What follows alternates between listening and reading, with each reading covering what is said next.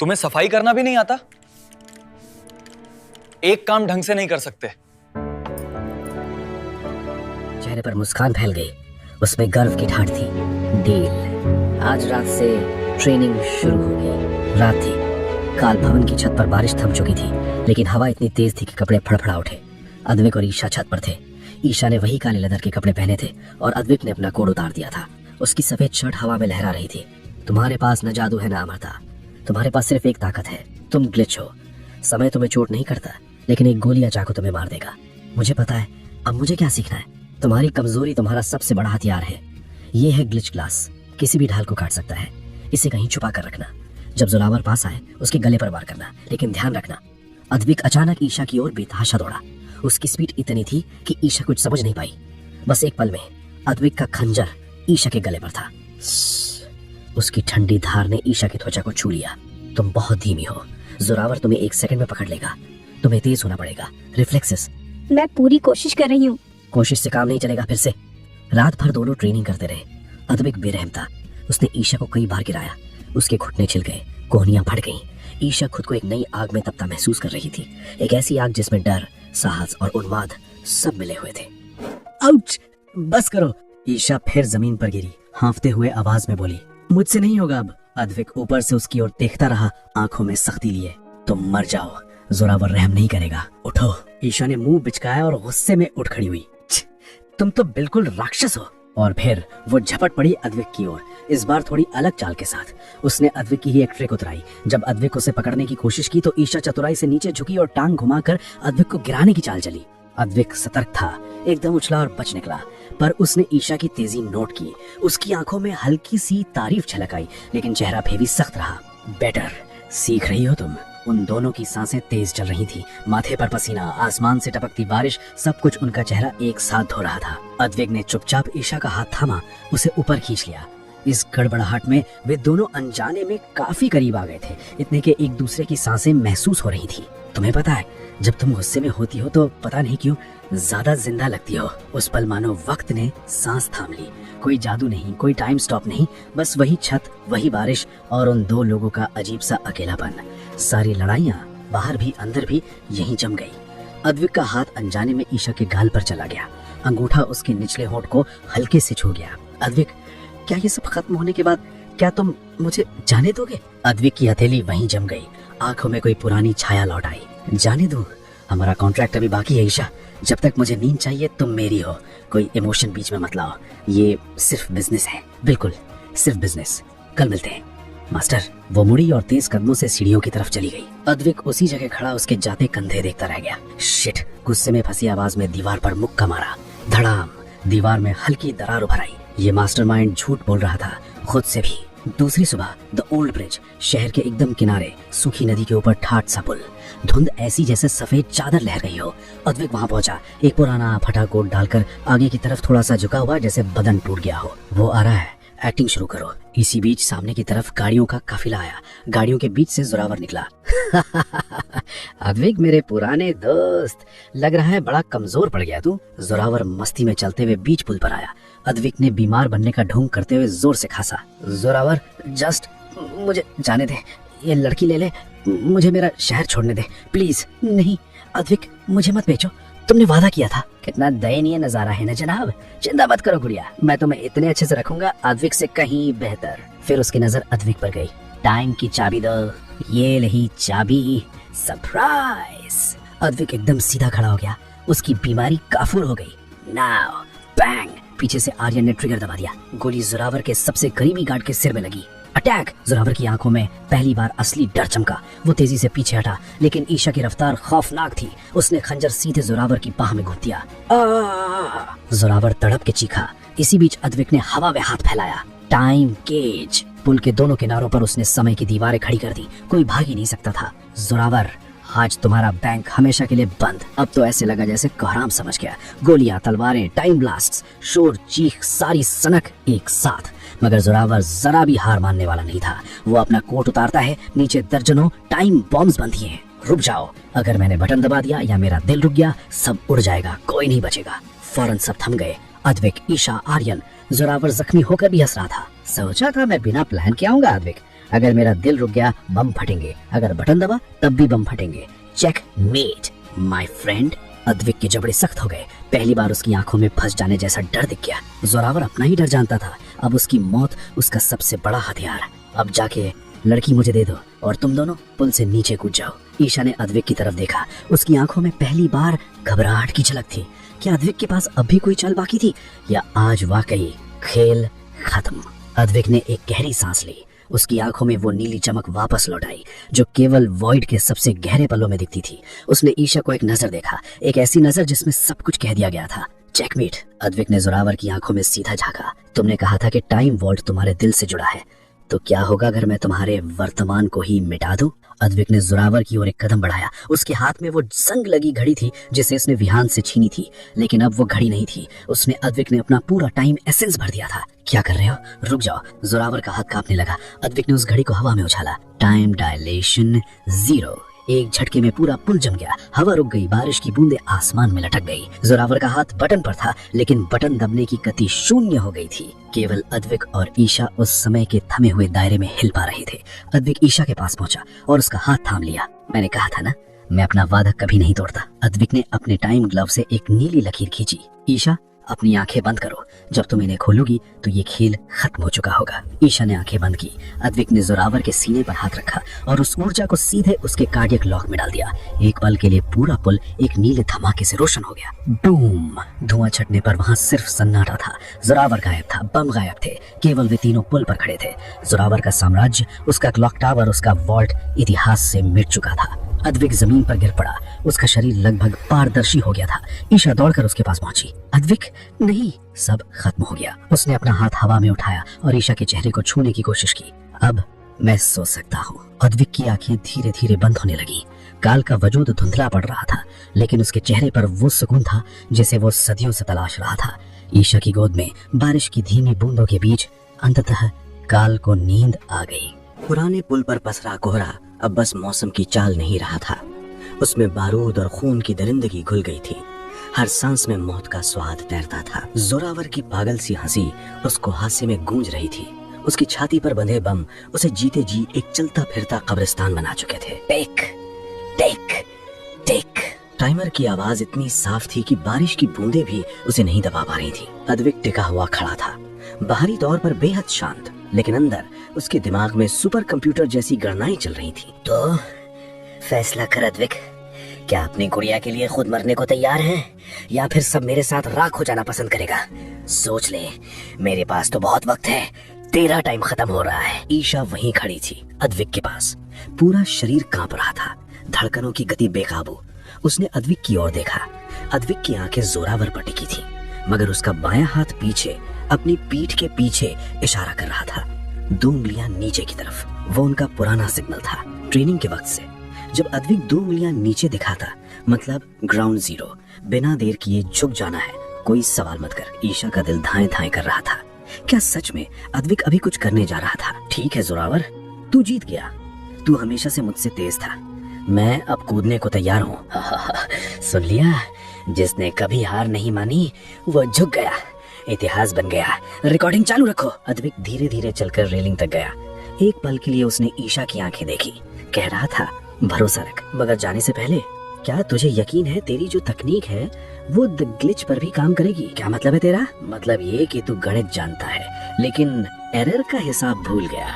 Now get down. Advik की command गूंज गई। ईशा बिजली की तरह नीचे लेट गई। उसी सेकंड आर्यन ने स्नाइपर ट्रिगर दबा दिया। बैंग! गोलियां सीटी मारती आईं। जोरावर को अंदाजा लग गया। उसने कोशिश की बचने की, लेकिन आर्यन की गोली जोरावर के सिर नहीं, हाथ पर लगी। उसी हाथ पर जिसमें रिमोट था। रिमोट उसके हाथ से छूटकर ऊपर की तरफ उछल गया। नहीं! जोरावर झपटने को बढ़ा, पर अद्विक ने मौके को कैद पकड़ा। पूरे दमखम से चिल्लाया, टाइम फ्रीज। उसने एक दूसर सी लहर बाहर फेंकी। रिमोट हवा में ही थम गया, बिल्कुल स्थिर। जोरावर का तन बुरी तरह धीमा पड़ गया, जैसे वो पानी में डूब गया। अद्विक जानता था ये फ्रीज ज्यादा देर काम नहीं करेगा। जोरावर के बम उसकी धड़कन के साथ जुड़ा थे। ईशा, भागो! ईशा फौरन उठी, जोरावर की ओर दौड़ पड़ी। उसके जहन में बस एक बात गूंज रही थी। अद्विक ने कहा था, तुम ग्लिच हो, वक्त के नियम नहीं मानती। तुम्हारी स्किन टाइम टैग को जाम कर सकती है। जोरावर स्लो मोशन में अपनी जैकेट में हाथ डालने की कोशिश करने लगा, शायद मैनुअल ट्रिगर के लिए। उसकी आंखों में नफरत, डर सब घुल गया था। वो कुछ बोल रहा था, लेकिन सब कुछ बहुत भारी और धीमा लग रहा था। मर जाओ। ईशा बिल्कुल उसके पास तक पहुंच गई। डर से उसके हाथ पांव सुन्न हो गए थे। किसी भी पल कहीं बम ना फट जाए। ईशा ने आंखें कसकर बंद कर ली और दोनों हाथ जोरावर की छाती पर टाइमर और तारों के ठीक ऊपर रख दिए। जैसे ही ईशा ने अपनी हथेलियों से उन तारों को छुआ, हवा में एक अजीब सी सनसनाहट गूंज उठी। ज़्ज़, लाल बत्तियां पगला गईं। टाइमर के नंबर पूरी तरह से झल्लास हो गए। 10, 50, 0, एरर, एरर। ये काम कर रहा है। वो पूरे जोश में चिल्लाई। जो छोटी सी फुर्ती जोरावर में आई वो देखते बनती थी। जैसे ही झटका खत्म हुआ, वो चिल्लाया, हटो, डाइन हो तुम, दूर रहो। उसने ईशा को झटके से पीछे धकेल दिया। वो हड़बड़ाकर गिर पड़ी, लेकिन जोरावर के माथे पर पसीना था। उसका रिमोट बेकार हो चुका था। वो उलझते गिरते जैसे बन पड़ा, कार की ओर भागा। वो भाग रहा है। आर्यन ने घबराते हुए शोर मचाया। अद्विक फिर भी ठंडा था, भले ही सांस उखड़ी थी। लेजिनियत नहीं जाने दूंगा, जिंदा चाहिए, शैलो चेन्स। उसकी आवाज में सांप सी तेजी थी। जमीन की परछाइयां मुड़कर काले नागों की तरह लिपट गईं जोरावर के पैरों से। धड़ाम! पूरी ताकत से जोरावर औंधे मुड़ीरा। प्लीज बच्चा, 500 साल दिए तुझे, दोस्त तयम, तेरी हकीकत जान ली है। साल नहीं दिए, मेरी बहन छीन ली थी। दोस्त बम नहीं बनाते, दुश्मन बनाते हैं। झटके से उसने राइफल के बट से जोरावर के सिर पर दे मारा। खच! जोरावर महज एक कराह के साथ बेसुध पड़ा रहा। इसे डिक्की बना लो, साथ ले जाना पड़ेगा वॉल्ट तक। जरूरत पड़ी तो अंगूठे आग का भी इस्तेमाल होगा, रिस्क नहीं लेंगे। ईशा वहीं खड़ी थी, सांस बेकाबू थी, छाती पर हाथ दाबे। आज उसने सचमुच बम डिफ्यूज किया था, बाहर भी और शायद अपने अंदर भी। एक राक्षस को मार दी थी। उसकी हथेलियां सुर्ख और जलती थीं। अद्विक उसके पास आया। उसने उसकी हथेलियों को गौर से देखा। तुम्हारे हाथ जल गए। मैं ठीक हूँ, वॉल्ट चलना चाहिए, बाकी परिवारों को पता चला तो मुश्किल होगी। ठहरो। अद्विक ने उसका हाथ थामा, जेब से मरहम निकाला और धीरे धीरे लगा दिया। उस मरहम की ठंडी राहत ईशा के अंदर तक उतर गई। हम जाएंगे, लेकिन अभी नहीं। तुम ठीक नहीं हो, देखो हाथ कांप रहे हैं तुम्हारे। अद्विक, मुझे डर नहीं लग रहा, उल्टा मुझे तो अच्छा लग रहा है। उसे गिराना सच में दिल को ठंडक मिल रही है। Welcome to the dark side darling. जीत का नशा शराब से भी गहरा होता है। तीनों जोरावर को लेकर क्लॉक टावर की ओर निकल पड़े। नियो वाराणसी का पुराना क्लॉक टावर, शहर की धड़कन का सचमुच का केंद्र। कार गुप्त रास्ते से अंधेरे धूल भरे टावर की तहों में घुस गई। अद्विक ने स्कैनर निकाला। दरवाजे खुद ब खुद खुलते चले गए। क्लिक बज, क्लिक बज। एक के बाद एक दरवाजा पार करते हुए आखिर पहुंचे उस सबसे भव्य दरवाजे के आगे। अद्विक ने स्कैनर उस दिल पर रखा। थुक थुक थुक थुक। मैकेनिकल ताले खनक खुलने लगे। कर खट खट। दरवाजे का बोझिल पल्ला धीमे से सरक गया। भीतर का नजारा देखकर तीनों अवाक रह गए। यहाँ समय ठहरा नहीं, कैद था। शुद्ध तरल समय, सदियों की रोशनी। ओह माय गॉड, ये तो अरबों साल का समय है। पूरे शहर की उम्र। जोरावर, इसने सबका वक्त चुराया, अब ये सब मेरा है। सेक्टर 4 ऑर्फनेज, 50 साल। ये अनाथ बच्चों का वक्त है। इन छोटे बच्चों तक को नहीं छोड़ा। हम वापस देंगे, हाँ ना अद्विक? ये सब लोगों तक वापस जाएंगे जिनका असल में हक है। अद्विक थोड़ी देर तक ईशा की आंखों में झांकता रहा। लालच बहुत ही प्राकृतिक और तेज एहसास है। उसके शिकारी दिमाग ने तुरंत कहा, रख लो। लेकिन वहीं ईशा की आंखों में झांकता तो देखता भरोसा। अगर उसने ये समय रख लिया, वही जोरावर बन जाएगा। हाँ, लौटाएंगे, लेकिन अपनी शर्तों पर। अब ये वक्त भी मुफ्त का नहीं, इसे न्याय, जस्टिस के लिए इस्तेमाल करेंगे। अचानक अलार्म की चीख पूरे हॉल में गूंज उठी। व्यूम व्यूम व्यूम। Intruder alert, intruder alert. क्या? मैंने तो कोड सही डाला था। ये हम नहीं, देखो बाहर क्या हो रहा है। सीसीटीवी कैमरे में दिखा बाहर क्लॉक टावर के चारों ओर काली गाड़ियां, ऊपर हेलीकॉप्टर, जमीन पर हथियार से लैस सैकड़ों सैनिक। हर गाड़ी पर एक ही निशान, काला सूरज, द सोलर सिंडिकेट। बाकी 6 परिवार सब एक साथ आ गए। उन्हें खबर कैसे लगी? अद्विक को सब समझ आ गया। उसकी आंखों में वो ठंडी बेखौफ दाग फिर से तदक उठी जो सिर्फ विनाश के समय चलती है। जोरावर, उस हरामजादे के दिल में सिर्फ बम नहीं, जीपीएस ट्रैकर भी था।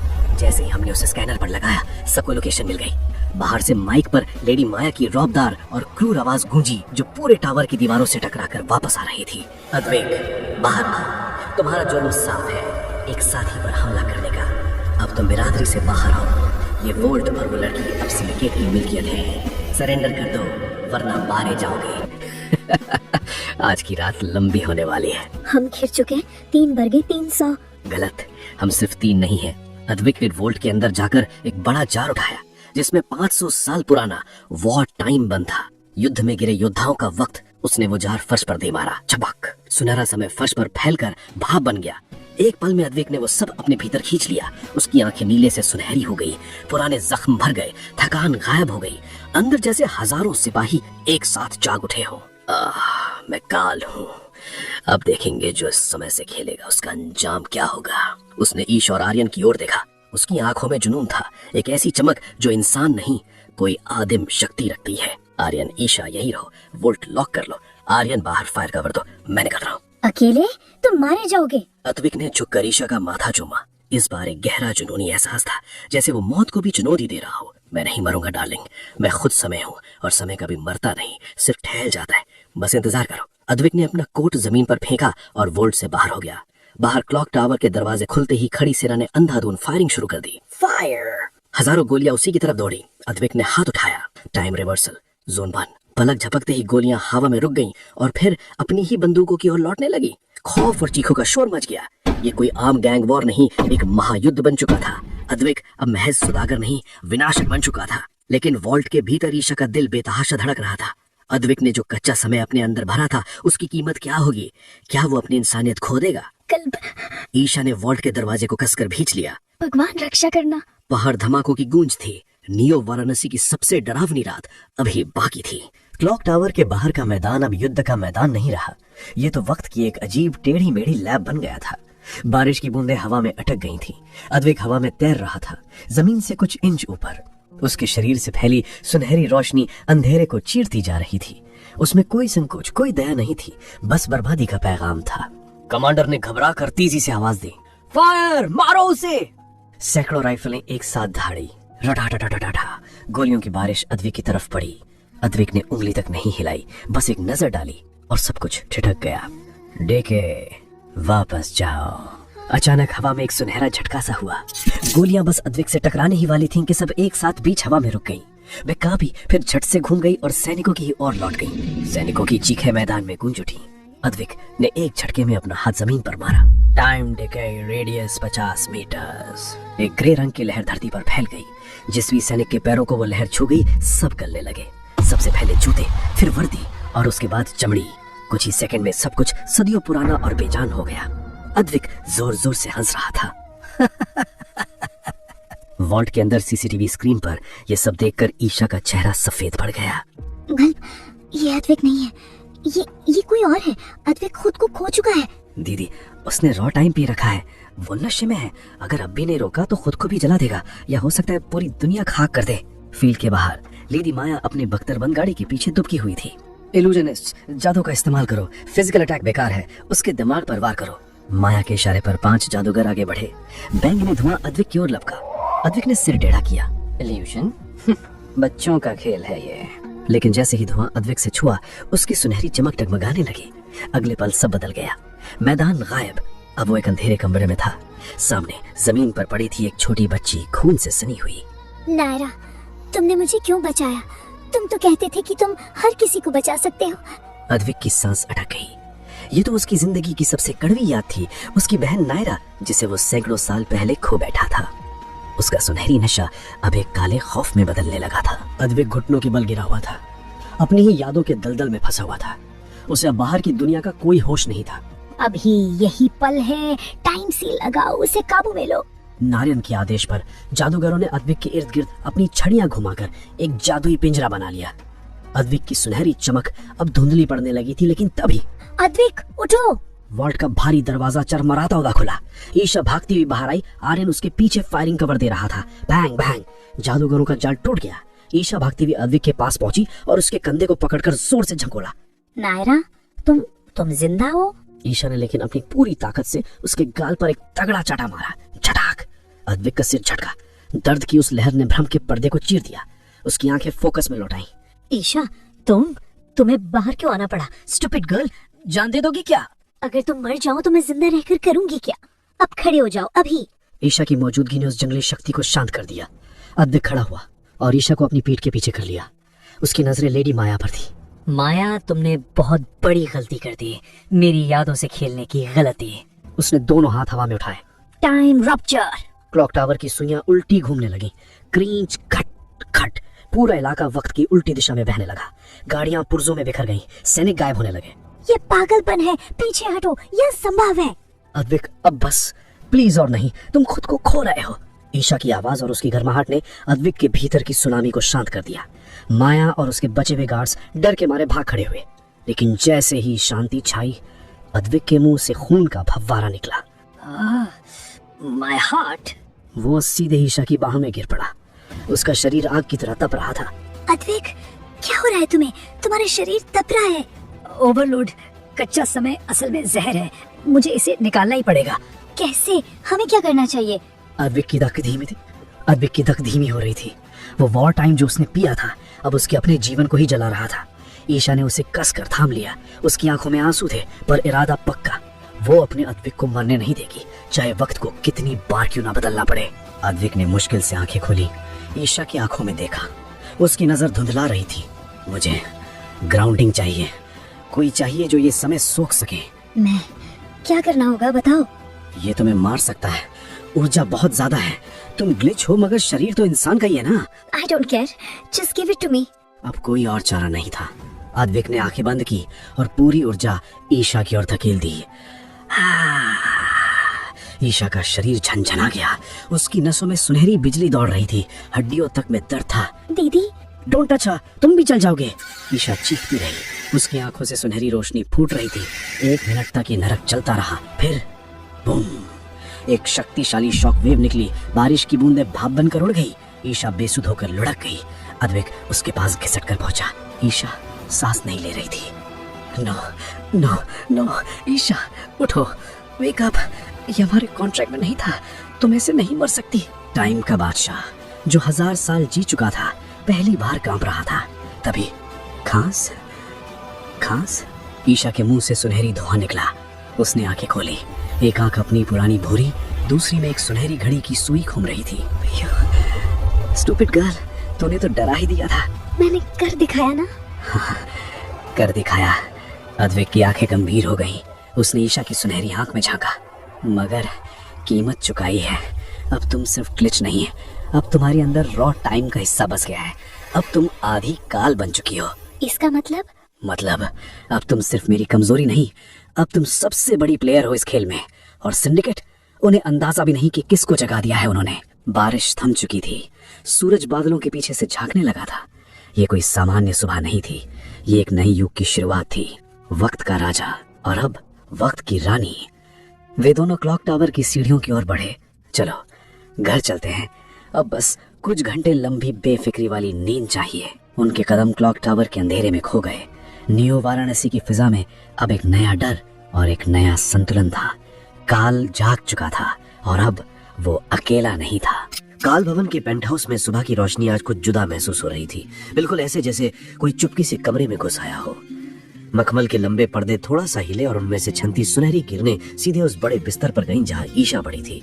अब वो सिर्फ सो रही थी या बेहोश, इस फर्क को कोई बाहर से देख भी नहीं सकता था। बाहर से तो सब शांत था, मगर ईशा के भीतर ज्वालामुखी फटने को तैयार था। उसकी आंखें बंद थीं, मगर पलकों के पीछे उसकी पुतलियां रुक रुक कर नहीं, लगातार तेजी से घूम रही थीं। माथे पर पसीने की छोटी छोटी बूंदें थीं, जो सुनहरी रोशनी में किसी तरह मोती जैसी दिख रही थी। सहमे से चुपचाप चमकती। ईशा ने जब करवट ली, उसे एक अजीब सा एहसास हुआ, जैसे उसका शरीर अचानक बेहद हल्का हो गया हो, हवा जैसा, बिल्कुल वजनहीन। फिर भी उसके अंदर बहता खून जाड़े की तरह भारी, थक्का बना हुआ सा लग रहा था, मानो जैसे उसकी हर नस में पारा भरा हो। उसने आंखें खोली और पल भर में सब कुछ बदल गया। हाँ? उसकी सांस जैसे बीच में ही अटक गई। जो कमरा कल रात वैसे ही था, अब बिल्कुल अलग था। हवा में तैरते हुए धूल के कण उसे साफ दिख रहे थे, लेकिन वो वैसे उड़ नहीं रहे थे, मानो किसी ने रिमोट कंट्रोल पर स्लो मोशन का बटन दबा दिया हो। हर कण अपनी जगह पर ठहरा, बहुत धीरे धीरे तैरता। उसने खिड़की की तरफ देखा। बाहर आसमान में एक चिड़िया उड़ रही थी, लेकिन उसके पंख शहद में लिपटी परतों की तरह धीरे धीरे हिल रहे थे। दृश्य डरा देने वाला था। ये क्या हो रहा है? उसकी आवाज खुद के ही कानों में अजनबी लग रही थी, गूंजती हुई, लंबी पड़ती हुई। ईशा ने खुद को समेटा और उठने को हाथ बढ़ाया, लेकिन जैसे ही उसने साइड टेबल पर रखे पानी के गिलास को छुआ, एक चमकदार चमक दौड़ गई। पानी का गिलास अचानक चटक गया और उसमें रखा सारा पानी एक झटके में भाप बनकर गायब हो गया। गिलास हाथ में रेत की तरह बिखर गया। डर के मारे वो फौरन पीछे हटी और बिस्तर के दूसरे सिरे पर जा गिरी। उसकी सांसें अनियंत्रित थीं, हाथ कांप रहे थे। उसने कपकपाते हाथों को गौर से देखा। उंगलियों के सिरों से हल्की सी सुनहरी धुएं जैसी रेखाएं उठ रही थीं, जो कमरे की रोशनी में और भी चमक उठी। नहीं नहीं, मैंने क्या कर दिया? उसकी आंखों में बेबसी की नमी तैर गई। कुछ समझ नहीं आया, डर और दुख सब एक साथ उमड़ पड़ा। इसी बीच बाथरूम का दरवाजा खुला।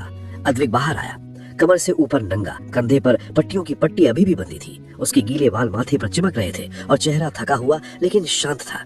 उसने ईशा को एक नजर में समझ लिया। वो कांप रही थी, डरी हुई। रिलैक्स, अद्विक ने अपनी वही गहरी भरोसेमंद आवाज में कहा। उसने जल्दी कोई हरकत नहीं की, बस बहुत धीरे धीरे उसकी तरफ बढ़ा। घबराओ मत, ये साइड इफेक्ट है। दूर रहो। ईशा की आवाज कांपी, गूंजती हुई कमरे में फैल गई। उसने हाथ आगे कर दिया, घबराई हुई। मुझसे दूर रहो अद्विक, मैं सब कुछ जला रही हूँ। मैंने जैसे ही गिलास छुआ वो गायब हो गया। अद्विक की चाल नहीं रुकी। उसके चेहरे पर शांति थी, जैसे डर उसके करीब भी ना फटके। तुम जला नहीं रही हो ईशा, उसने बड़ी धीरज से समझाया। आंखें उसकी आंखों से मिलने लगी। तुम्हारे अंदर रॉ टाइम है, अनकंट्रोल्ड है। तुम्हारी फीलिंग्स इसे ट्रिगर कर रही हैं। जितना तुम डरोगी ये उतना बिगड़ेगा, जितना लड़ोगी उतना और काबू से बाहर हो जाएगा। तो मैं क्या करूं? ईशा की आंखों से आंसू बह निकले, शब्द जैसे फट पड़े। मैं एक राक्षस बन गई हूँ। अद्विक धीरे से बिस्तर के किनारे पर आ बैठा। उसने भी बेमील सा हाथ आगे बढ़ा दिया। मुझे छूकर देखो, अद्विक ने थोड़ा मुस्कुरा कर कहा। क्या पागल हो? ईशा झटके से पीछे हट गई। मुझे तकलीफ पहुँचा दोगी। कल रात तो याद है, मैंने तुम्हें लगभग जला ही डाला। मैं अमर हूँ ईशा। अद्विक की आंखों में अजीब सा आत्मविश्वास आया। और मैं समय का मालिक भी हूँ। तुम्हारा टाइम मुझ पर असर नहीं करेगा। ज्यादा से ज्यादा थोड़ी गुदगुदी हो जाएगी, ट्रस्ट मी। ईशा ने उसके चेहरे को गौर से देखा। उसमें उम्मीद थी, एक भरोसा था जो डूबते को तिनके से पकड़ने पर मजबूर कर दे। वो डरते डरते हाथ आगे ले आई। उसकी उंगलियां कांप रही थी, लेकिन इस बार वो अद्विक की हथेली से टकराई। झटका, एकदम से कमरे में नीली सुनहरी बिजली सी चमकी। हवा सघन हो गई। अद्विक के दांत भिज गए। ये गुदगुदी नहीं, ये सीधा नसों में गर्म शीशा घोटने वाली जलन थी। फिर भी उसने हाथ नहीं हटाया। उसने ईशा की उंगलियां मुट्ठी में जकड़ ली। कंट्रोल, उसने भाप बनते पसीने में फुसफुसाया। कंट्रोल, इस एनर्जी को महसूस करो। इसे बहने मत दो, नदी मत बनने दो। सोचो ये भीतर एक बॉक्स में बंद है, वहां से नहीं निकल सकता। इसे बांध दो। ईशा ने आंखें बंद कर ली। भीतर खूब तूफान था। वो उस सुनहरे तूफान को, उस बेकाबू झोंके को काबू करने लगी। माथे पर बल थे और होंठ भींचे हुए थे। ये बहुत भारी है। वो सच में पिघलने लगी। तुम कर सकती हो। अद्विक ने उसके अंदर हौसला टटोला। तुमने मास्टर को हराया, मुझे बचाया। तुम कमजोर नहीं हो, बस पुश करो इसे वापस। धीमे धीमे उसकी उंगलियों से जो चिंगारियां फूटती जा रही थीं, रफ्तार कम हो गई। कमरे की हवा जो अब तक तनाव से भारी थी, फिर से नॉर्मल हो चली। धूल धीमे धीमे तैरने लगी। देखा, उसने मुस्कुराहट छुपाई नहीं। तुम मास्टर हो, ये एनर्जी तुम्हारी गुलाम है। ईशा ने आंखें खोली। देखा, अद्विक का हाथ लाल हो गया था जहां उसने पकड़ा था। तुम्हें चोट लग गई। उसकी आवाज में पछतावा था। उसने उसे छूने की कोशिश की, जल्दी से हाथ वापस खींच लिया। ठीक हो जाएगा, अद्विक ने बस इतना कहा। हाथ वापस खींच लिया, मुट्ठी भींच ली। अब तुम्हें हर वक्त सतर्क रहना पड़ेगा। अब तुम सिर्फ ग्लिच नहीं, अब तुम एक वेपन हो। अगर किसी इंसान को छुओगी, वो बूढ़ा हो सकता है, सब कुछ खो सकता है। इसलिए दस्ताने, तुम्हें दस्ताने पहनने होंगे। अद्विक उठा, अलमारी खोली, एक जोड़ी हल्के काले दस्ताने निकाले, ईशा की तरफ फेंके। ये वॉइड सिल्क के बने हैं, बोला वो। ये तुम्हारी एनर्जी सोख लेंगे, इन्हें पहन लो। ये तुम्हारे लिए भी है, दूसरों के लिए भी। ईशा ने दस्ताने पहने, जैसे दूसरी त्वचा हो। कितने आरामदेह। डर कहीं पीछे छूट गया, जैसे किसी ने उसे पल भर, जस्ट पल भर के लिए आजादी दे दी हो। थैंक यू, उसने धीरे से कहा। शुक्रिया मत बोलो। अद्विक झट से शर्ट पहनते हुए बोला। तैयार हो जाओ, नीचे चलना है, एक काम बाकी है। क्या काम? जरावर। अद्विक के चेहरे पर सख्ती। जरावर, वो अभी मेरी काल कोठरी में सांस ले रहा है और मुझे अपने घर में कूड़ा बिल्कुल पसंद नहीं है। ईशा सहर उठी, उसका दिल डूबने लगा। उसे पता था अब क्या होने वाला है। क्या आर्यन साथ चल सकता है? उसने थोड़ा डरते, थोड़ा हिम्मत बटोरते हुए पूछा। उसे देखना चाहिए ताकि उसका डर हमेशा के लिए खत्म हो जाए। ठीक है, 10 मिनट में नीचे मिलो। 10 मिनट बाद तीनों काल कोठरी के बाहर खड़े थे। अद्विक, ईशा और आर्यन। अजीब सी चुप्पी वहां पसरी हुई थी। सब कुछ रुक सा गया था। अब वक्त किसी और तरफ बढ़ने को तैयार था। कोठरी के बीचों बीच जोरावर एक टूटी कुर्सी में अजीब तरीके से बंधा पड़ा था। उसकी हालत देखो, वहां कोई रुतबा नहीं, कोई रौब नहीं बचा था। उसका महंगा कोट चीथमों में बदल गया था, चेहरे पे सूजन थी और वो खुद की बदबू में बैठा था। मगर उसकी आंखों में वो पुरानी चिंगारी, वो घमंड आज भी साफ झलक रहा था। शायद ये उसकी फितरत में ही था, या उसने जिद बना ली थी कि खुद को आखिरी सांस तक कमजोर दिखने नहीं देगा। अद्विक दरवाजे से अंदर आया। जोरावर ने उसे देखा और उसके होठों पर एक कराहती सी हंसी फैल गई। सांस में घरघराहट, गला सूखा सा। तो ये देखो, जोरावर ने लहू लुहान थूक जमीन पर फैलाते हुए कहा, तो ये देखो, समय का राजा अपनी रानी और प्यादे के साथ परिवार की मीटिंग बुला ली कोई। अद्विक ने चुपचाप पास रखी कुर्सी घसीटी और जोरावर के ठीक सामने आ बैठा। उसकी आंखें शांत थीं, चेहरा पत्थर सा। जोरावर, अद्विक की आवाज बर्फ जैसी सख्त थी। तुमने मेरे साथ खेल खेला, मारने की कोशिश की, एक हद तक समझ आता है, ये धंधा ही ऐसा है। लेकिन जब तुमने, उसने आर्यन की ओर इशारा किया, एक बच्चे को मोहरा बनाया और अद्विक की नजरें ईशा पर गई, मेरी चीज चुराने की कोशिश की, वो पर्सनल था। ओह प्लीज, जोरावर ने बेतकल्लुफ अंदाज में आंखें घुमा दी। नाटक बंद करो अद्विक, असली वजह सब जानते हैं कि तुमने मुझे जिंदा क्यों रखा है। सोलर सिंडिकेट की जानकारी चाहिए, लेडी माया तक पहुंचना है और ग्रैंड मास्टर तक भी, है ना? सुनते ही अद्विक के चेहरे पे शिकन उतर आई। Grand master? तो अफवाह सच है? सिंडिकेट के भी ऊपर कोई बैठा है? सिर्फ हम 7 परिवारों को मालिक मत समझो, असली खेल पर्दे के पीछे चलता है। हम बस मैनेजर्स हैं। मालिक देख रहा है तुम्हें अद्विक, उसे ये तुम्हारी नई ग्लिच बहुत पसंद आई है। जोरावर की नजरें फिर ईशा पर जा टिकी। उसकी आवाज में जहर घुला था। जानती हो ईशा, तुम क्या हो? चाबी हो एक ऐसे दरवाजे की जिसे खोलने से खुद भगवान डरते हैं। और अद्विक तुम्हें बचा नहीं रहा, अपने लिए संभाले हुए है। जिस दिन उसे दरवाजा मिल गया ना, तुम्हें लगा के घुमा देगा।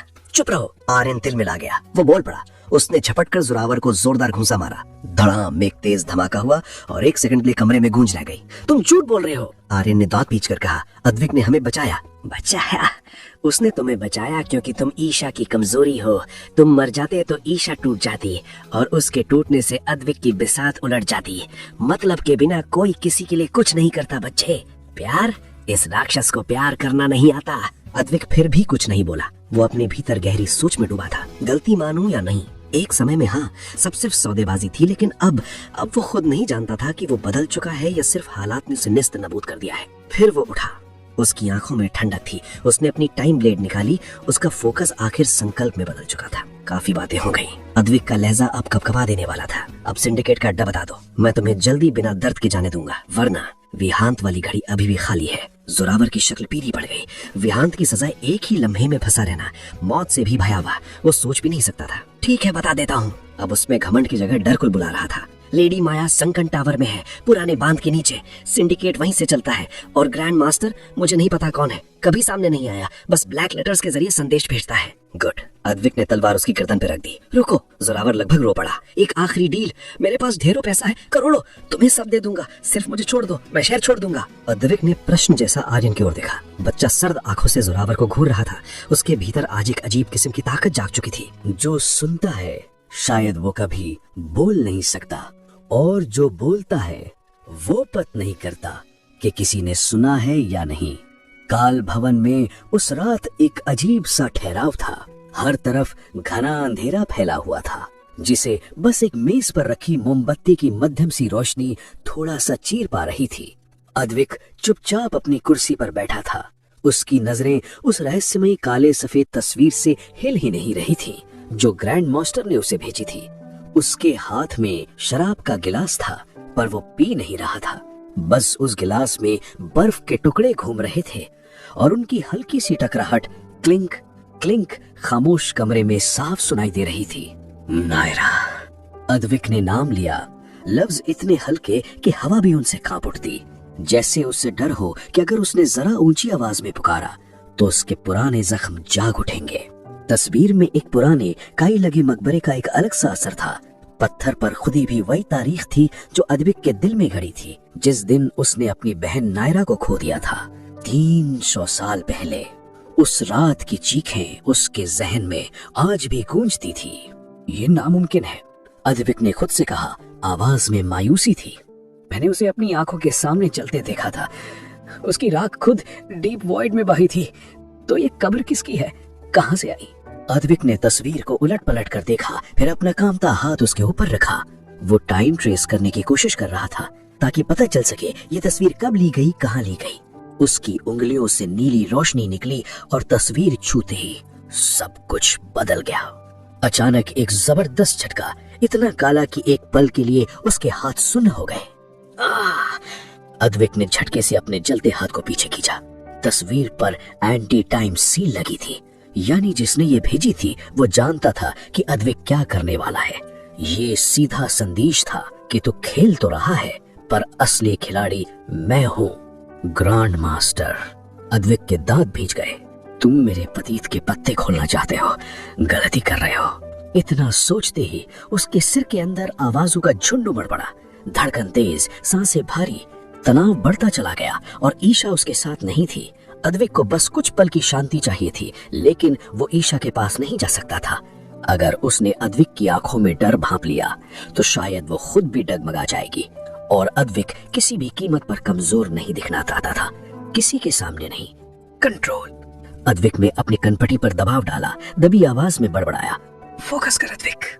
फिर बिना ज्यादा सोचे तस्वीर को अपनी जैकेट की अंदर की जेब में अपने दिल के सबसे करीब छुपा लिया। एक लंबी सी सांस ली। अपने चेहरे पर वो पुराना, ठंडा और क्रूर चेहरा ओढ़ा, जैसे कुछ हुआ ही ना हो। फिर खुद को समेटकर कमरे से बाहर आ गया। हॉल में ईशा और आर्यन पहले से तैयार खड़े थे। ईशा ने नए काले दस्ताने पहनी हुई थे। उसकी एक आंख जो अब सुनहरी सी चमक रही थी, उस पर एक काला आई पैच लगा हुआ था, शायद दूसरों के डर को कम करने के लिए। लेकिन अद्विक साफ महसूस कर सकता था कि उस आई पैच के नीचे कैसी बिजली भरी हुई है। क्या हम तैयार हैं? ईशा की आवाज में सवाल छुपा था। उसकी नजरें हर वक्त अद्विक के चेहरे को पढ़ने की कोशिश कर रही थी। तुम ठीक हो? मैं हमेशा ठीक रहता हूँ डार्लिंग। असली सवाल ये है कि क्या तुम तैयार हो? लेडी माया जोरावर कोई मामूली दुश्मन नहीं, वो भ्रम की रानी है। वो तुम्हें वो सब दिखाएगी जो तुम सबसे ज्यादा चाहते हो या जिससे सबसे ज्यादा डरते हो। मैं नहीं डरता। मैंने अपना डर उस काल कोठरी में छोड़ दिया था जहाँ से किसी की चीख भी बाहर नहीं जाती थी। उस रात हवाओं में भी एक किस्म की बेचैनी थी, जैसे आने वाले वक्त का डर सबको घेर चुका हो। फिर भी ये तीनों उसी डर से भिड़ने के लिए निकल पड़े, बिल्कुल अकेले पर एक साथ। Over confidence. अद्विक ने आर्यन के सर पर हल्की सी चपत मारी। यही तुम्हारी कब्र खोदेगा, समझे? डर की जरूरत है। डर चाहे जितना भी लगे, ये तुम्हें जगाए रखता है, बेवकूफी करने से रोकता है। सब निकल पड़े। बारिश की बूंदें अब थम चुकी थी, लेकिन ऊपर वो बड़े काले बादल अभी भी घूम रहे थे, जैसे आसमान ने खुद को ढक रखा हो। अद्विक की खास गाड़ी, एक भारी भरकम बख्तर एसयूवी, सामने बिल्कुल तैयार खड़ी थी। उसके दरवाजे संयम में तोड़ते हुए खुले। ड्राइव मैं करूंगा, अद्विक ने बिना किसी सवाल के कहा, जैसे बहस की कोई गुंजाइश ना हो। कहाँ ले जा रहे हो? ईशा ने दरवाजा खोलते हुए पूछा, बगल की सीट पर जमते हुए। Sunken tower. अद्विक ने जल्दी से गाड़ी स्टार्ट की। शहर के उस पुराने बांध के नीचे। वहाँ की आधी जगह पानी में डूबी है, बाकी कीचड़ में। माया को ऐसी बर्बाद जगह पसंद है, वही उसका ठिकाना है। गाड़ी शहर से बाहर निकल गई। सड़कों की चकाचौंध पीछे छूटती चली गई, जैसे कोई फिल्म रिवाइंड हो रही हो। रास्ता ऊबड़ खाबड़ था। पुरानी फैक्ट्रियां कभी दिखती कभी गायब, टूटे पुल, उजड़े मकान और हर और गीलेपन की बू, सब पीछे छूटते चले गए। करीब 1 घंटा बीत गया तो वो इस विशाल भूतिया बांध के सामने थे। बरसों से टूटा फूटा बांध कभी शहर को बचाता था, अब उसकी जगह एक सड़ा हुआ तालाब सा जलाशय ही बचा था। उसके बीचों बीच पानी से आधा निकला टेढ़ा मेढ़ा एक टावर खड़ा था, जैसे किसी दुश्मन सपने का पताका। यही है। अद्विक ने गाड़ी एकदम रोक दी। अब से पैदल। पानी में माया ने जरूर सेंसर फिट कर रखे होंगे। गाड़ी से उतरते ही हवा में सड़न की गंध घुली हुई थी, सांस लेना भी भारी पड़ रहा था। उफ, ईशा ने नाक चढ़ाई, चेहरा बनाते हुए। यहाँ की तो हवा भी जोरावर के कसीनों से बदतर जाए। चौकस रहो। अद्विक ने अपना टाइम ब्लेड निकाला। उसका तरीका साफ था। उसका डर एक ऐसे आदमी का डर था जिसने खतरे देखे हैं। माया कभी सामने से हमला नहीं करती, उसकी चालें पीछे से आती हैं। अब वे सब पानी के बिल्कुल किनारे पर कीचड़ से जूझते आगे बढ़ने लगे। जूतों में कीचड़ घुस रहा था। हर कदम पे एक नया चिपचिपा शोर, स्क्विज स्क्विज। अचानक आर्यन रुक गया। उसके चेहरे पर टेंशन थी। उसने अपनी राइफल तानी, स्कोप लगाया और बोल बताया, रुको, वहाँ कुछ है। क्या? अद्विक चौंक गया। टावर के दरवाजे पर वहाँ एक बच्ची खड़ी है। बच्ची? अद्विक का दिल चौरन तेजी से धड़कने लगा। उसने खुद को संभाला। कैसी दिख रही है? सफेद ड्रेस, लंबे बाल। वो रो रही है बुरी तरह। अद्विक का हाथ खुद ब खुद ईशा की कलाई पर कस गया, इतनी जोर से कि ईशा तड़प उठी। अद्विक के होठों से अचानक एक नाम फिसल गया, नायरा। कौन? ईशा ने घबराकर उसकी तरफ देखा। अद्विक का चेहरा रीसते पसीने से भीग गया था। उसके जमे हुए चेहरे में वही कांपता डर था जैसा उसने उस खून भरे खत को पढ़ते वक्त देखा था। Don't look at her. Advik ने तेजी से आर्यन से कहा, वो असली नहीं है, ये सब माया की चाल है, इल्यूजन है। गोली मारो उसे। क्या? वो एक बच्ची है, मैं कैसे गोली चला दूं? मारो उसे वरना हम सब मारे जाएंगे। आर्यन का हाथ कांप रहा था। तभी उस बच्ची ने अपना सर ऊपर उठाया। उसकी आंखों की जगह काली के गहरे खाली गड्ढे थे। अचानक उसने मुंह खोला, एक खौफनाक चीख। ये सिर्फ आवाज नहीं थी, ये जैसे हवा में करंट बदल रही हो। ध्वनि तरंग की तरह वो चीख आर्यन से टकराई और वो सीधा पीछे जाकर गिरा। धड़ाम। आर्यन ईशा ने चिल्लाकर उसकी तरफ दौड़ना चाहा। अब वो कोई बच्ची नहीं रही थी, वो एक घने धुएं जैसे राक्षस में तब्दील हो गई और पलटकर उनकी तरफ झपटी। अद्वैक ने झटपट ईशा को पीछे धकेला, खुद आगे आ गया। Time shield. उसने ग्रे रंग की ऊर्जा से बनी एक दीवार खड़ी कर दी। धुएं का राक्षस दीवार से जा टकराया। एक पल को वो बिखर गया, मगर सब जानते थे ये तो बस शुरुआत थी। पूरा माहौल बदल गया। आसमान की सारी रोशनी सुर्ख हो गई। जमीन से जैसे पुरानी कब्रों से कंकाल निकलने लगे। हवा खुद किसी डरावनी माँ के हंसी में बदल गई और सबके कानों में गूंजी माया की आवाज। वेलकम अद्विक, मुझे तो पता ही था तुम आओगे। तुम्हारे पापों की जंजीरें काटने कोई और नहीं आएगा। ऊपर टावर की सबसे ऊंची जगह पर खड़ी थी लेडी माया। उसका काला लबादा हवा में लहरा रहा था। उसकी आंखों में मजा था, जैसे किसी फिल्म का अंतिम सीन हो। आजा माया, नीचे आ मर्दों की तरह भेड़, ये पाखंड बहुत हुआ। माया हंसी, उसकी आवाज में क्रूरता थी। दर्द चाहिए था ना सौदागर, तो अब दर्द ही दर्द मिलेगा। माया ने अपनी उंगलियां घुमाई और जैसे ही उसने इशारा किया, अद्वैक के चारों ओर हर चीज बदल चुकी थी। अभी अभी वो झील के किनारे था, लेकिन अब सब कुछ बदल चुका था। उसके पैरों के नीचे फर्श जल रहा था। वो उसी लपटों में घिरे घर में था जो उसने कभी 300 साल पहले देखा था। अद्वैक बेसुध सा इधर उधर देखने लगा। आग की लपटें उसके बहुत करीब दहक रही थी। फिर उसकी नजर सामने पड़ी। वहां नायरा थी, असली नायरा, उसकी मासूम बहन, जो इन लपटों के बीच अब भी जिंदा खड़ी थी, बेहद डरी हुई और मदद के लिए पुकार रही थी। भैया बचाओ। नायरा का करुण क्रंदन लपटों में डूब रहा था। नायरा! अद्वैक अपने आप को रोक ही नहीं पाया। चाहे जितना भी उसके दिमाग ने समझाया कि ये सब एक भ्रम है, उसका दिल उसे दौड़ने से नहीं रोक सका। उसकी बहन, उसकी सबसे बड़ी गलती आज उसके सामने थी। अद्विक रुक जाओ। दूर से ही ईशा की आवाज गूंजी, लेकिन अद्वैक को कुछ सुनाई नहीं दे रहा था। आग में कूद पड़ा, जैसे अगले पल वही सब फिर से दोहराना चाहता हो जिसे वो हमेशा रोकना चाहता था। आग ने उसकी त्वचा जला दी थी। ये सब इतना असली लग रहा था कि वो सचमुच में दर्द से चीख उठा। माया के तिलिश में उसका मन पूरी तरह फंस चुका था। हकीकत में अद्वैक कीचड़ में घुटने के बल गिर पड़ा था। वो बेहोशी में अपने हाथ पैर हवा में मार रहा था, चीख रहा था, जैसे वो अभी उस चलते घर में हो। उसके चारों ओर तेज बारिश गिर रही थी। वो फंस गया है, हमें कुछ करना होगा। ईशा की आंखों में गहरी बेचैनी थी। अद्वैक की हालत बेकाबू थी और ऊपर टावर की छत से लेडी माया उनकी हालत का मजा ले रही थी। उसकी आवाज तिरस्कार से भरी हुई थी। यही उसकी कमजोरी है, उसका अतीत, कोई उसे बचा नहीं सकता। ईशा ने अब और देरी ना की। उसके हाथ कांप रहे थे, फिर भी उसने अपने दस्ताने उतारे, आई पैर उखाड़ फेंका और उसकी सुनहरी आंख बिजली सी चमकने लगी। तुम गलत हो माया। ईशा की आवाज गूंज उठी। मैं उसे बचा सकती हूँ। पहली बार ईशा ने सुनहरी आंख से माया को देखा और उसकी नजरों के सामने जो दुनिया थी वो बिल्कुल बदल गई। लपटों के पीछे उसे कोड्स और ऊर्जा की असली लहरें दिखाई दे रही थी। उसकी नजर से अद्वैक के दिमाग पर जमे बैंगनी जाल दिखाई दे रहा था, जिसमें वो पूरी तरह उलझ चुका था। ब्रेक! टनन! उसकी आंख से तेज सुनहरी किरण निकली। वो बीम सीधा अद्वैक के दिमाग पर माया के जाल से टकराई, मानो कांच का कोई टुकड़ा फूट गया हो। अद्वैक के लिए वो जलता हुआ घर अचानक कांच की मानिंद चकनाचूर हो गया। नायरा गायब हो गई, आग बुझ गई और वो वापस वर्तमान में कीचड़ के बीच तेज बारिश में बैठा था, हाँप रहा था, बेचैन और भटकता हुआ। जब उसने सिर उठाया, सामने ईशा खड़ी थी। उसकी सुनहरी आंख अभी भी बादलों के पार से दिखते तारे की तरह चमक रही थी। अद्वैक को कुछ भी समझ नहीं आया। वो हकलाया, क्या तुमने मेरा भ्रम तोड़ दिया? अब खड़े हो जाओ, बातें बाद में होंगी, पहले इस चुड़ैल को नीचे लाना है। अद्वैक ने उसका हाथ थामा और उठ खड़ा हुआ। उसकी आंखों की आग फिर भड़क उठी थी। अब उसमें कतरा भर भी दया नहीं बची थी। माया ने फिर उसकी सबसे गहरी चोट पर वार किया था। वो ये कतई माफ नहीं करेगा। अद्वैक अब घोर दृष्टि से माया की ओर देख रहा था। उसने तलवार हवा में लहराई, उसकी आवाज आसमान को चीर गई। माया, गेम ओवर, टाइम क्विक। जैसे ही जमीन का समय अचानक आगे बढ़ गया हो, टावर की नींव के पत्थर पल में ही लाखों साल बूढ़े होकर धूल में बदल गए। टावर असंतुलित होकर डगमगाने लगा। चारों तरफ हर चीज हिलने लगी। माया का चेहरा तमतमा उठा। उसने उड़ने की कोशिश की, लेकिन आर्यन ने निशाना साध कर ट्रिगर दबा दिया। बैंग! गोली माया के कंधे में जा लगी। उसका मैजिक लड़खड़ाया और वो एक झटके में कीचड़ में आ गिरी। धड़ाम! अद्वैक, ईशा और आर्यन तीनों उसकी ओर दौड़े। माया कीचड़ में लथपथ तड़प रही थी। अद्वैक ने उसके गले पर पैर रख दिया और दहाड़ा। मेरी बहन को बीच में घसीटने की हिम्मत कैसे हुई? माया के मुंह से खून बह रहा था। उसकी आंखों में डर तैर रहा था। मुझे आदेश मिले थे, ग्रैंड मास्टर ने भेजा था। वो चाहता था तुम टूट जाओ। अद्वैक ने तलवार की नोक माया की आंख के पास ला रखी। वो कौन है? नाम बता। पता नहीं, कोई नहीं जानता। वो तो बस एक छाया की तरह है, पर वो द ओरिजिन के पीछे है, वहाँ से जहाँ से पहला टाइम पैदा हुआ था। ओरिजिन? वो तो एक मिथक है। माया एक डरावनी हंसी हंसी। असली है, और चाबी वो तुम्हारे पास है या तुम्हारे साथ है? माया की निगाहें पीछा पर थी। अद्वैक के रगों में खून जैसे जम गया। कहीं क्या ईशा ही वो चाबी है जिसके पीछे ग्रैंड मास्टर पड़ा है? इसे बांधो आर्यन, ये हमारे सवालों के जवाब देगी। तभी माया का शरीर कांपने लगा। उसकी त्वचा के नीचे से काली चमक उठी। Self destruct, shadow poison, grand master सबूत मिटा रहा है। माया का चेहरा अब काला पड़ गया और दर्द की चरम सीमा पर उसने आखिरी बार कहा, मदद, वो आ रहे, सब कुछ मिटा देगा। और माया का शरीर एक काले धुएं में बदलकर उड़ गया। उनके सामने सिर्फ उसका लबादा बचा था। Damn it! अद्विक ने गुस्से में लबादे को लात मार दी। सच सामने आकर भी हमेशा छूट जाता था। जीत का ये स्वाद अचानक कड़वा लगने लगा था। बारिश अब और तेज हो गई थी। तीनों वहीं सन्नाटे में खड़े थे। सब कुछ खत्म होकर भी जवाब अधूरे रह गए थे। ईशा ने माथे पर हाथ रखा। उसकी आंखों में थकान अब साफ दिख रही थी। उसने अपना आई पैच पहन लिया था, लेकिन सरदर्द कम नहीं हो रहा था। अब हम घर नहीं जाएंगे। काल भवन अब सुरक्षित नहीं।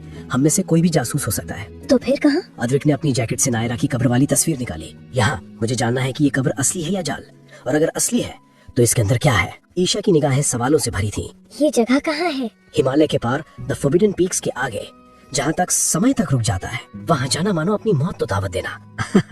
अगर हम आम लोग होते तो हम कब के मर चुके होते। अब चलो, रोड ट्रिप का वक्त है। This येच in transition. वे गाड़ी में बैठ गए। उत्तर की ओर बढ़ती गाड़ी में सन्नाटा था। पीछे रह गया धसा टावर, लेडी माया के सारे राज अपनी कब्र में लेता हुआ। सामने हिमालय की ठंडी खामोश वादियां। रास्ते भर अद्विक की आंखों में वही जलता घर घूमता रहा। ईशा पास ही थी, लेकिन जैसी उसने उस भ्रम में कुछ और देख लिया था, कुछ ऐसा जिसे अद्विक जीवन भर छिपाता रहा था। उस भ्रम में तुमने मुझे नायरा कहा था, क्यों? अद्विक के हाथ स्टीयरिंग पर कस गए। उसके मन की सारी दबी भावनाएं एक साथ सिर उठाने लगीं, क्योंकि उसकी मौत मेरी गलती थी और मैं नहीं चाहता कि वही इतिहास दोहराया जाए। इसलिए अपना पैच कभी मत हटाना, कभी नहीं। ईशा ने एक छोटी सी मुस्कान दी। अब उसे समझ आ गया था कि अद्विक उसे सिर्फ एक ग्लिच या बैटरी नहीं मानता, वो उसमें अपनी खोई बहन को देखता है। शायद यही कमजोरी अद्विक को इंसान रखे हुए है, जो उसे अभी तक तोड़ा नहीं गया। सामने लंबा बर्फीला रास्ता और अनजानी मंजिल, एक अकेली कब्र उनका इंतजार कर रही थी। अब खेल नया पड़ाव लेने जा रहा था। हिमालय की घाटियों में बर्फीली हवा ऐसे बह रही थी जैसे कोई अदृश्य चाकू जो बार बार बख्तर अंदर गाड़ी के शीशों में सीन लगाने की कोशिश कर रहा हो। पीछे छूट चुके शहर की चिल पहुंच आवाजों का अब दूर दूर तक नामो निशान नहीं बाकी था। बस चारों तरफ सफेद चादर, कहीं बर्फ, कहीं घना कोहरा और कहीं बस गहरा और डरावना सन्नाटा। अद्विक पिछले पूरे 10 घंटे से गाड़ी चला रहा था, बिना कोई आराम लिए। आंखें अब भी सड़क पर जमी थी, लेकिन उसके जहन में बार बार वो पुरानी तस्वीर घूम रही थी, जिसमें एक रहस्य दफन था। अद्विक ने स्टीयरिंग व्हील पर अपनी पकड़ और कस ली। नीचे टायरों के नीचे बर्फ कुचलने की वही कड़क आवाज, क्रंच क्रंच। इसी गूंज से पूरा कैबिन भर गया। हीटर फुल पर था, फिर भी ईशा के हाथ अब भी जमी हुई मछलियों जैसे ठंडे थे। वो अक्सर अपने हाथों को जोर से चिपका लेती, जैसे खुद को दिलासा दे रही हो। उसका चेहरा सफेद पड़ चुका था, होंठ नीले पड़ गए थे और उसकी सुनहरी आंख कभी रह चुकी जगह अब पैच के नीचे छुपी थी, जो हल्का तिरछा नजर आने लगा था। पर कसम से यहाँ तो खून भी जम जाए। और कितना दूर बचा है? अब हम फॉरबिडन पीक्स के इलाके में हैं।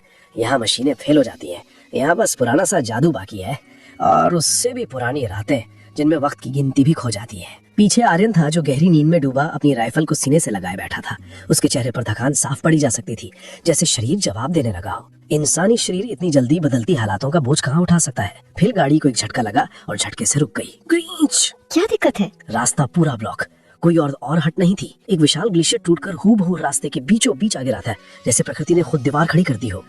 अद्विक ने गुस्से में गियर बदला और इंजन बंद कर दिया। अब मतलब सीधा है, आगे गाड़ी नहीं जा सकती, पैदल चलना पड़ेगा। पैदल? ईशा ने बाहर झांका, जहाँ अब तो बर्फीला तूफान यूं भरने लगा था। इस सैलाब में हम यहाँ जिंदा नहीं बचेंगे। अगर यहीं टिके रहे तो पक्का मर जाएंगे। अद्विक ने अपना भारी खर वाला कोट पहना और गाड़ी खोल के बर्फ के थपेड़े खा लिए, जैसे किसी ने थप्पड़ मारा उसके गालों पर। हवा इतनी तेज थी कि बोलना भी मुश्किल, सनसनाहट झकझोर रही थी। अद्विक ने पिछला दरवाजा खोला और आर्यन के कंधे लाए। उठ सोल्जर, सोने का वक्त गया। क्या हुआ? दुश्मन आ गया? कोई और नहीं, इस बार कुदरत ने वार मारा है। अद्विक ने उसका बैग उसके हाथ में थमाया। चल, सफर शुरू कर।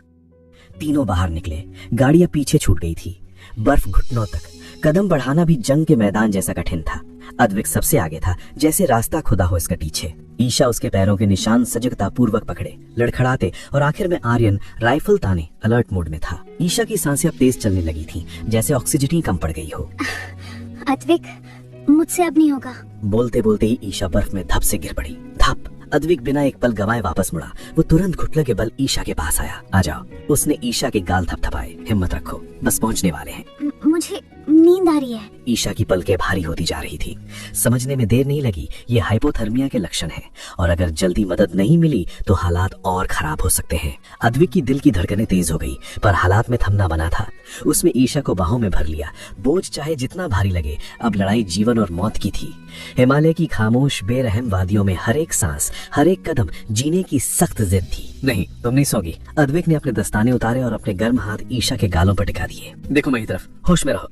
अद्विक, यहाँ बहुत शांति है, एकदम सन्नाटा। अद्विक का दिल टूट गया। उसने साफ महसूस किया ईशा की धड़कन सुस्त पड़ रही है। अगर अभी कुछ नहीं किया तो शायद वो दोबारा कभी नहीं जागेगी। उसे घबराकर देखा, आर्यन की ओर पुकारा। आर्यन, कैंप यहीं लगाओ तुरंत, अब और आगे नहीं जा सकते। आर्यन ने फौरन गुफा की तलाश शुरू कर दी। संकरी सी गुफा मिल ही गई थी, वो भी ऐसी कि तेज हवा की पहुंच से दूर थी। वे तीनों अंदर घुस गए। अद्विक ने अपनी टाइम फ्लेम जलाई। वो नीली आंच जिसमें धधकती लकड़ियों की बदबू नहीं, बस ठंडी सी रोशनी और बची खुची गर्माहट थी। लेकिन फिलहाल बस इतनी गर्मी काफी थी। ईशा को आग के पास लिटाया, अपने कोट में लपेटा, फिर खुद उसके पास बैठकर अपनी बाहें उसके इर्द गिर्द कस ली। उसका हल्का सा ठंडा बदन धीरे धीरे कांपता हुआ उसी के जिस्म से गर्म होने लगा। ईशा ने थरथराती आवाज में कहा। उसका सिर अद्विक की छाती में छिप गया। गर्म। धीरे धीरे उसके गालों में रंग लौटाया। दरअसल उसमें थोड़ा सा जीवन लौटाया। आर्यन गुफा के मुहाने पर चौकन्ना बैठा था। बाहर बरसते बर्फ के तूफान को देख रहा था। सब तरफ गहरा सन्नाटा था, बस आग की चिटपुट और बीच बीच में उनकी कांपती सांसों की आवाजें। अद्विक, वो लड़की नायरा, वो कैसे मरी थी? अद्विक एक पल को थम गया। दिल के किसी कोने में चुभन सी हुई। ये बात वो कभी किसी से कह नहीं पाया था। उम्मीद नहीं थी कि ईशा इतनी ठंड में ऐसे वक्त पर ये सवाल पूछ देगी। शिव जाना क्यों? अद्विक की आवाज तीखी हो गई, जैसे खुद पर गुस्सा हो। क्यों जाना चाहते हो? क्योंकि हम उसकी कब्र ढूंढने जा रहे हैं। ईशा का जवाब सपाट सा आया। उसकी आंखों में एक अजीब यकीन चमक रहा था। और क्योंकि माया ने कहा था चाबी तुम्हारे पास है, मुझे लगता है नायरा की मौत कोई आम हादसा नहीं थी। अद्विक ने घुटकर एक लंबी सांस ली।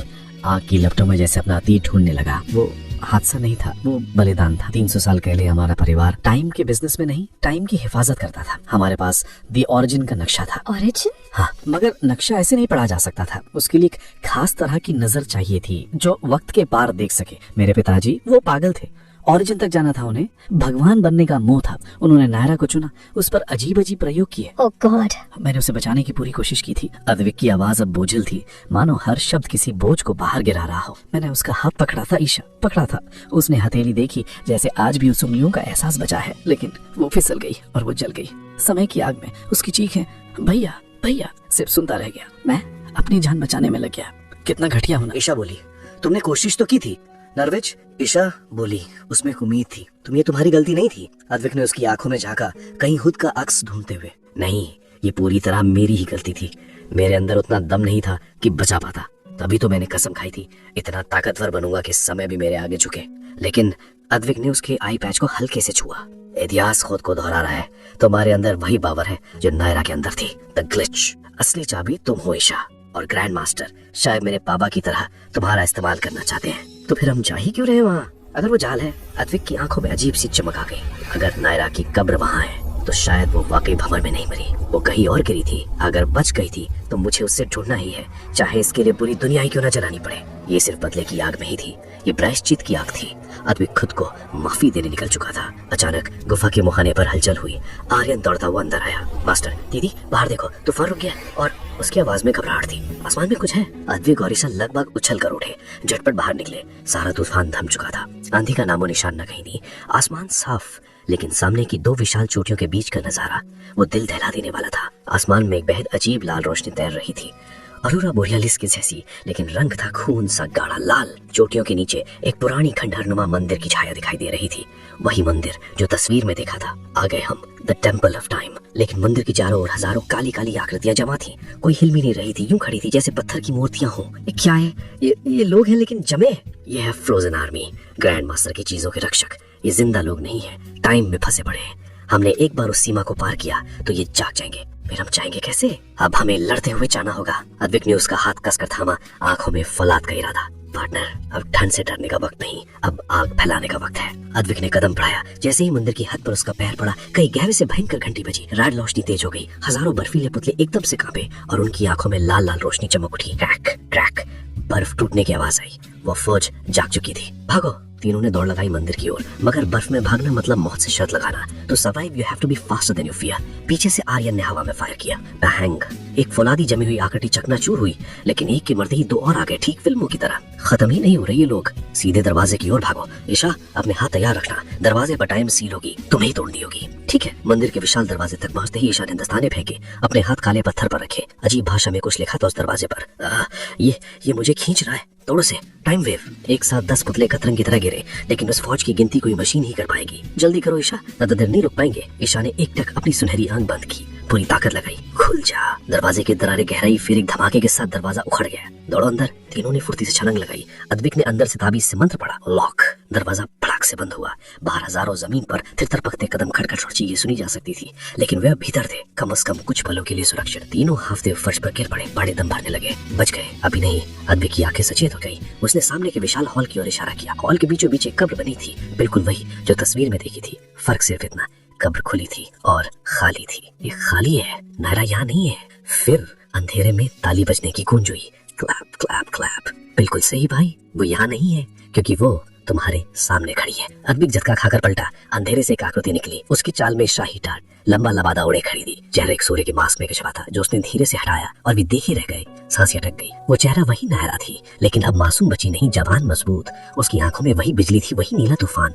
इसके साथ ही एक सर्द दीवान की छाती पर स्याह ग्रैंड मास्टर का निशान चमक रहा था। नायरा, तुम बिल्कुल सही। हेलो अद्विक, सोचा था तुम्हें आने में और वक्त लगेगा।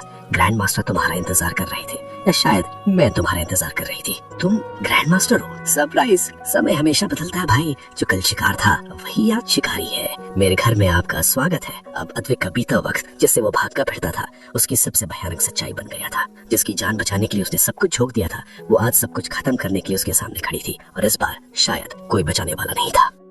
मंदिर के उस गूंजते ठंडे हॉल में वक्त भी चुप था, जैसे किसी ने समय की घड़ी रोक दी हो।